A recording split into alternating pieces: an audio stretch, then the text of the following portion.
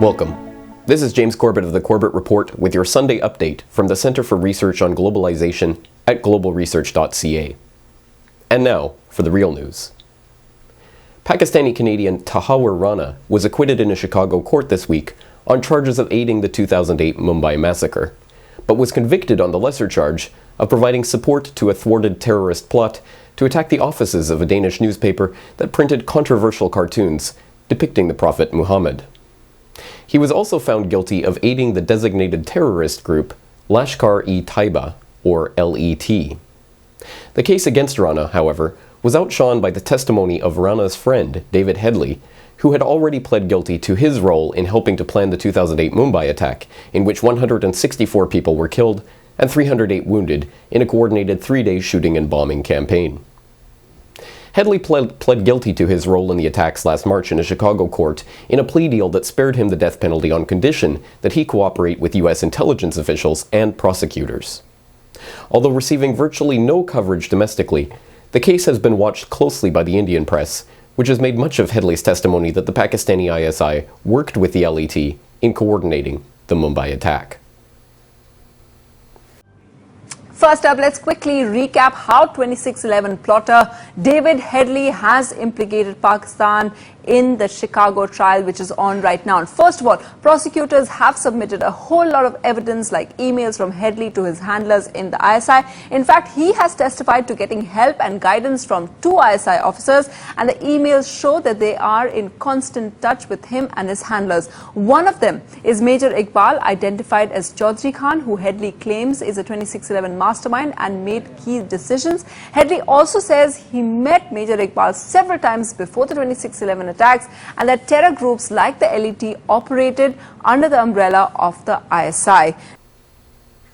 Overlooked by virtually all of the press reports on this case, however, is Headley's documented past as an informant for the U.S. government. Convicted of a heroin smuggling plot in 1997, his co-conspirator was put in prison for 10 years, but Headley served only 15 months. In November of 2001, court transcripts show that an emergency hearing was convened to get Headley's parole cut short in exchange for his cooperation with the U.S. government. Headley's probation was suspended, and the next month he was sent to Pakistan to continue his cooperation with U.S. authorities. That same month, Lashkar-e-Taiba was designated a terrorist organization by the United States, and 2 months later, Headley began training with them. Reporting on the nature of Headley's involvement with the U.S. in 2010, the New York Times wrote, "An examination of Mr. Headley's story shows that his government ties ran far deeper and longer than previously known. One senior American official knowledgeable about the case said he believed that Mr. Headley was a DEA informant until at least 2003, meaning that he was talking to American agencies even as he was learning to deal with explosives and small arms in terrorist training camps." Later in the same article, it was reported, "One person involved in the case said American agencies had zero in terms of reliable intelligence, and it was clear from the conversations about him that the government was considering assignments that went beyond drugs." That Headley went on to plot a spectacular terrorist attack and reach a plea deal with prosecutors after a documented career as a U.S. government agent is in fact not a unique occurrence. In 1984, Egyptian Islamic Jihad officer Ali Mohammed was recruited by the CIA to infiltrate mosques associated with Hezbollah in Germany. He later went on to enlist in the U.S. Army. His commanding officer, Lieutenant Colonel Robert Anderson, believed he was in fact still working for the CIA during his time in the Army, saying, "I think you or I would have a better chance of winning Powerball than an Egyptian major in the unit that assassinated Sadat would have getting a visa, getting to California, getting into the Army, and getting assigned to a Special Forces unit. That just doesn't happen." In 1998, Mohammed was arrested in connection with the African embassy bombings of that year. As late as 2006, Mohammed's American wife, Linda Sanchez, had reported, "He's still not sentenced yet, and without him being sentenced, I really can't say much. He can't talk to anybody. Nobody can get to him. They have Ali pretty secretive. It's like he just kind of vanished into thin air." In 2004, Mohammed Junaid Babar was imprisoned in New York after pleading guilty to 5 counts of terrorism. He had helped to set up the Pakistani bomb-making training camp where alleged London 7/7 suicide bomber Mohammed Siddiqui Khan had trained. Earlier this year, it was quietly revealed that Babar, whose sentence had never been publicly revealed, had in fact only served 4.5 years in prison out of a possible 70-year sentence because of what a New York judge described as exceptional cooperation with the government, which began even before his arrest. The revelation outraged 7/7 victims' family members who were unaware of the sentence until this year and are now left with the possibility that Babar was working with the US government even as he was training the alleged 7/7 ringleader. That the US press would not be interested in exploring Headley's documented connections to the US government is perhaps unsurprising. The fact that his ties to the ISI are being trumpeted should also come as little surprise, as tensions between Pakistan and the US have risen in recent years, and the allegation of ISI involvement in the Mumbai attack gives the US significant leverage in dealing with the Pakistani government and the billions of dollars in aid the US is now giving Pakistan to assist in the so-called war on terrorism.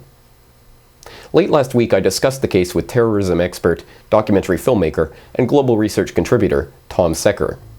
In our conversation, Secker discussed the geopolitical significance of Headley's testimony and what may come about as a consequence of the ISI Mumbai massacre link.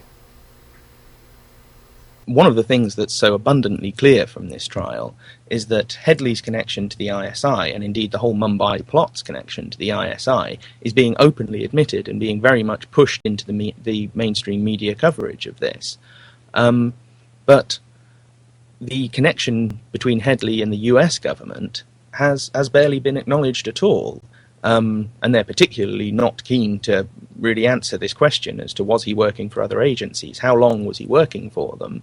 Was he working for them still when he was doing this surveillance and was it part of the Mumbai plot? The other motives at play could be a number of things. Pakistan has become something of a whipping boy in recent years. There's any number of events in the last 2-3 years where the fact that there is Pakistani state sponsorship of terrorism is almost a widely acknowledged fact now. But the question of Western state sponsorship of the same terrorists is still, poo-pooed and decried as some ridiculous conspiracy theory. So, if there are covert players here, and if there is a hidden agenda here, it's probably the hidden agenda of the West. And it may involve several things. It may involve some kind of flipping of Pakistan from an ally into an enemy. Whether that will involve a attempted regime change or an invasion isn't really clear at this point. I think, in all likelihood, several options are on the table as to quite what they want to do there. It may also be about sort of restructuring Western alliances in the subcontinent. Maybe they've decided India's as a sort of bulwark against China. If they can get on side with India, maybe they have a different ally in that region who is not very friendly with the Chinese and certainly won't want to trade that much with the Chinese, more likely to buy our debt, more likely to buy our products, all the rest of it. So there's several different options here as to what the agenda might be, but certainly I think there is one. So is there anything else that you think that would be important for the viewers to know about regarding this case? One of the most interesting things is just how much of the primary source material on this case has become available, because Rana's initial defense was to try and claim some kind of diplomatic immunity, if you like, saying that because everything he did working for the Pakistani government, that he should be immune from prosecution. And they rejected that defense because they said it shouldn't make you immune from prosecution for crimes against Americans. What it does do is, again, implicate the Pakistani government in everything that was going on here. And it meant that the whole thing had to go to trial, which means all of the exhibits, interrogation reports of David Headley, all sorts of trial transcripts and the rest of it, the legal documents, are mostly now available. The Chicago Tribune filed a request to have an awful lot of them unsealed. So you can go and find these online. You can read almost the entire history of this case. There are still some stuff covered up, obviously, but you can get an awful lot of detail on this case simply just, with Google or Scroogle sat at your computer. All of the US v. Rana trial exhibits are available from the Justice.gov website.